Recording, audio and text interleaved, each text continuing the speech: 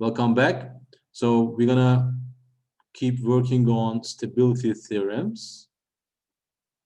So this one, the one we just studied, is the global stability theorem by Arrow, Bloch, and Hurwitz.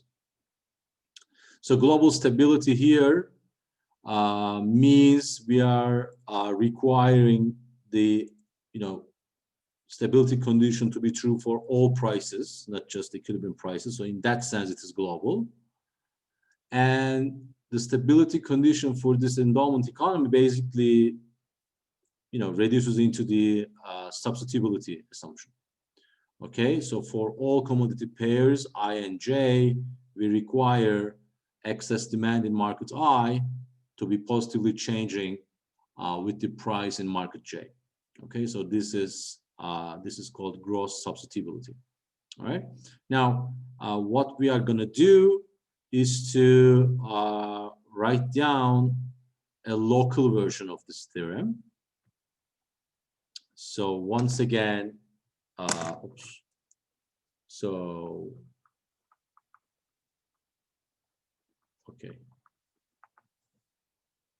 So once again, we look at P star. So P star is asymptotically locally stable for P dot equals K FP if Fi Pj greater than 0 for all I equal I different than J and P equal P star. And for P equal P star. Okay. Now, as you see, it is locally stable. Okay, because we are requiring this to be true only at equilibrium. Okay.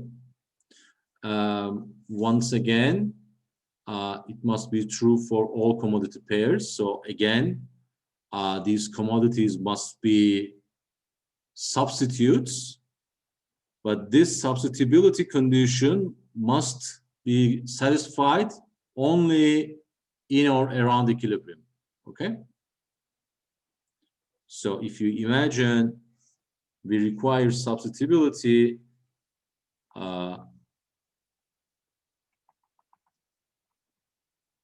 in a smaller, much smaller subset of the domain of the price vector.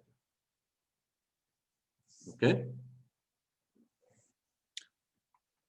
So around the equilibrium price, they must be substituted instead of the entire domain.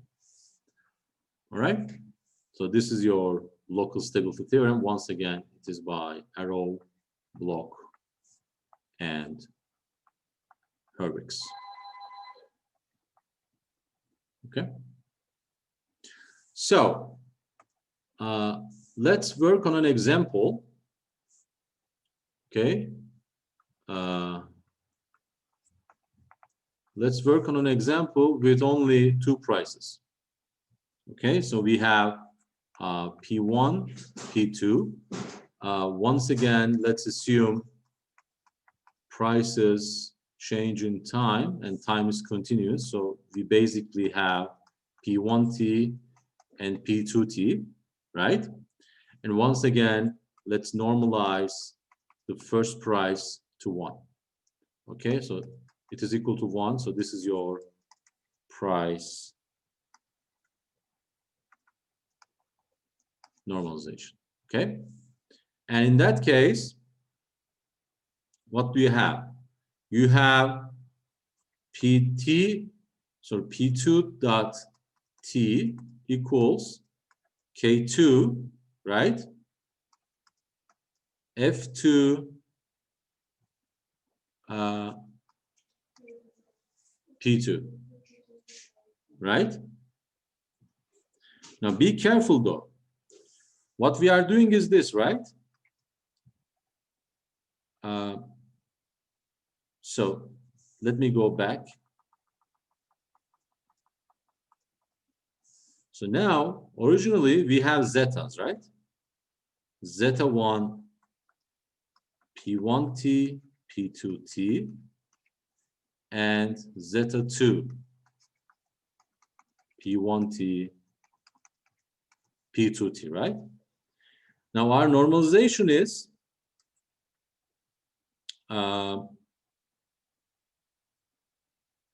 P2T equals P2T divided by P1T, right? So F1 is what? F1 is 1, sorry, by homogeneity, zeta 1 is equal to 1 P2T, okay? And zeta 2 is equal to 1 P2T. Then this is equal to F2 P2T, right? And this is equal to F1 P2T, right?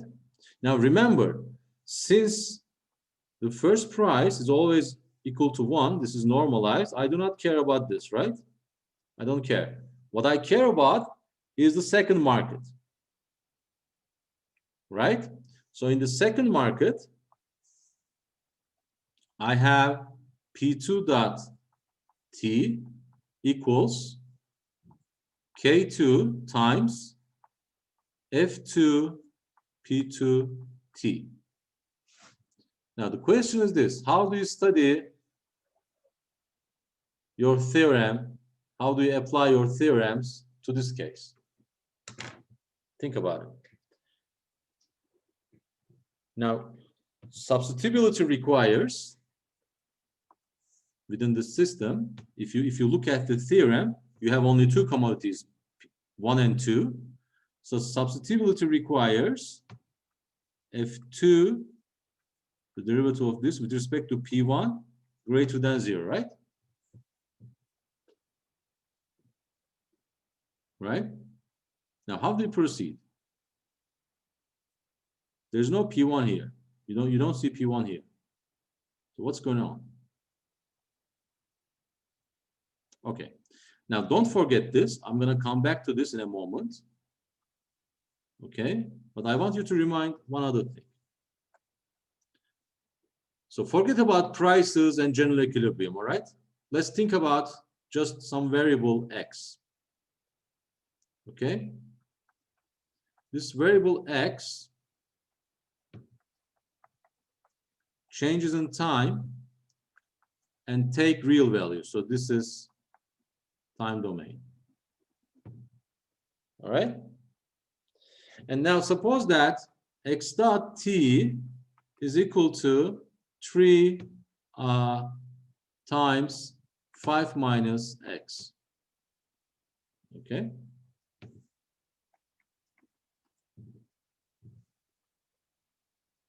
Now this is a first order linear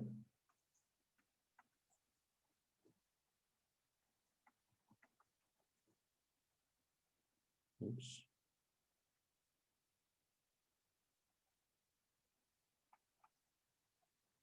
Okay. Differential equation, right? Now, remember how to solve these things, right? So in a steady state, this must be 0. So you have 3 times 5 minus x star equals 0. So you have x star equals 0, right? Then you can also draw the phase diagram, right? So you have x dot t on the vertical axis, xt on the horizontal axis, and this is basically a line, right? Now, what do you learn here? It is negatively sloped. And when x is equal to 5, right? When x is equal to 5, then x dot is equal to 0, so you are at steady state. Now, look at this. This is stable because it is negatively sloped,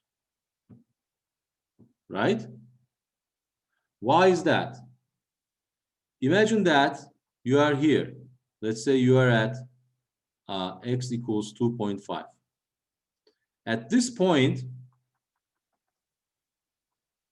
what do you have? X dot positive. Since x dot is positive here, x will increase, right? And then you have another point, x equals 3, for instance, right? At that point, x dot is still positive. So x should increase again. And this goes on until you reach the equilibrium. Conversely, suppose that x is equal to 10. Okay? At this level of x, your x dot is negative, which means x should decrease. Same is true for 8. Same is true for 7. This goes on until when? Until you reach back equilibrium. So what determines that is the negative slope, right? That's the stability. So here, if you have positive slope, you have this, right?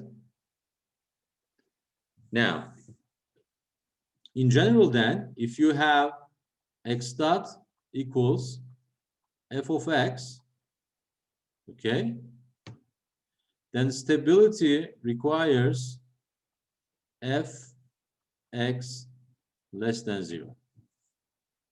Okay? Now, don't be confused.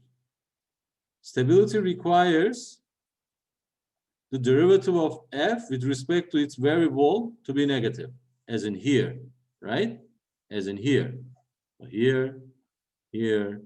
So here the derivative is equal to -3, right?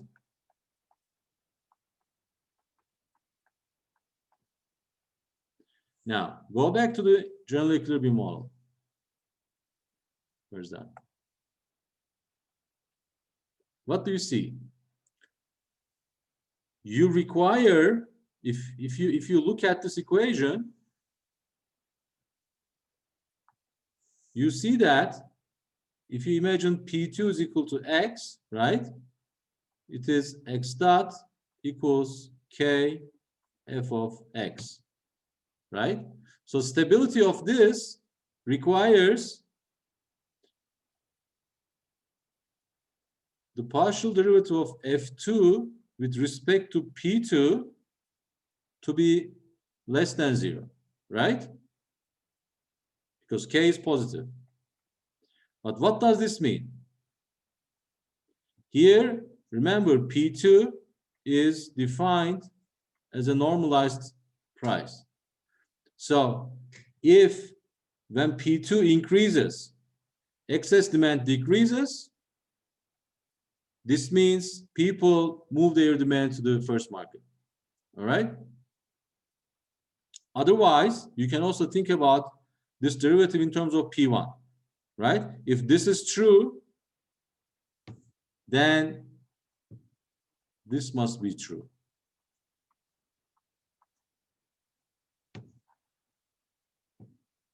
Right?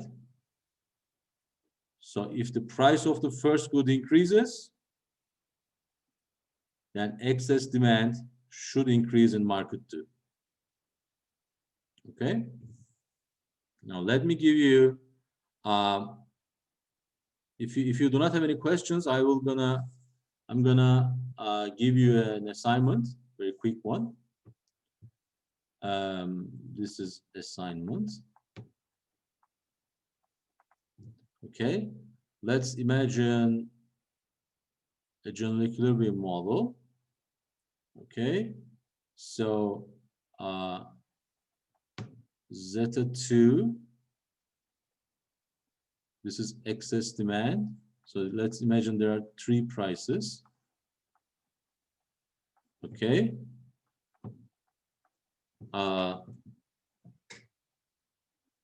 This is zeta 2. So you can say, let's write something here. So let's say you have alpha minus beta P2 plus gamma P3. So here alpha, beta, and gamma are all positive. And then this to be equal to theta minus lambda P3 minus mu P1. Okay, and theta, lambda, and mu are positive. And finally, let me also write zeta font for completeness. Oops.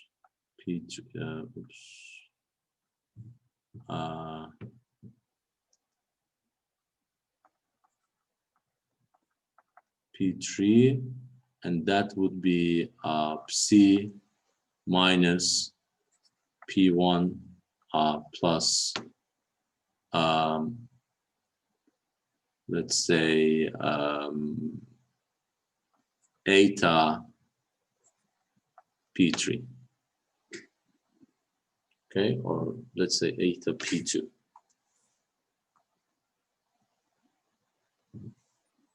Okay. Now this is an example with 3 commodities, and the model is linear. Okay. Now I want you first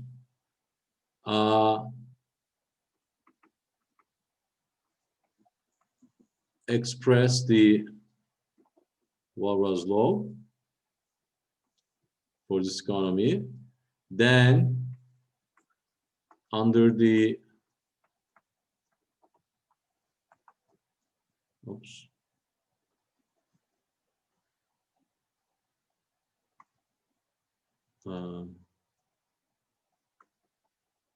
under the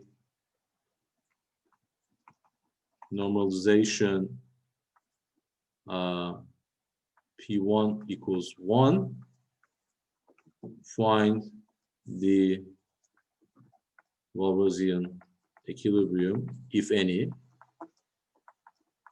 Okay, so there might not be an equilibrium. If there is an equilibrium, check its stability. Okay, and here, of course, psi and eta are also positive. Okay, that's your assignment. Okay, you should do it.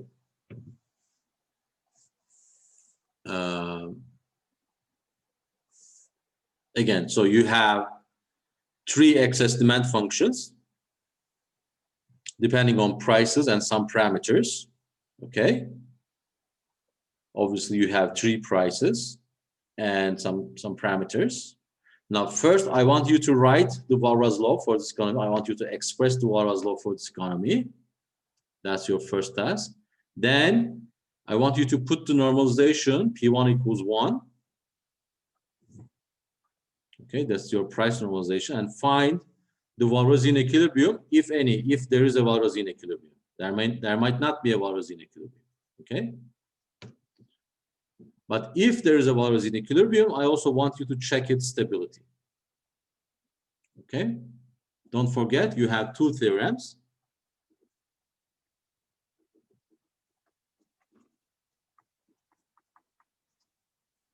One global version and one local version.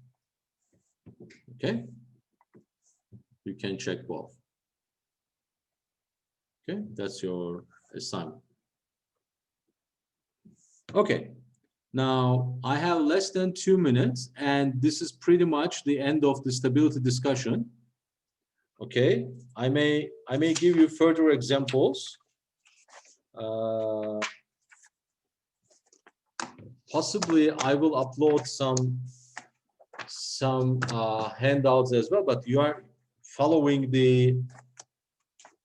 course website, right? I didn't put everything in Huzem yet, but in my website, you must visit my website and check for announcement for now. Then at some point I will move everything to Huzem as well. But my WordPress blog, please check that teaching page as well. Now we have less than about 1 minute. So if you have no questions, just take a break now. And this is 10:35. So we can meet at I don't know, 10:50 perhaps. Is that good for everybody? Because conversion takes about 10 minutes in my computer.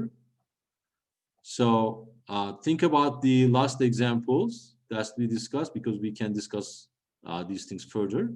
So I will see you at 10:50 then, after 25 minutes, after 15 minutes. Okay, at 10:50. Okay. Okay. All right.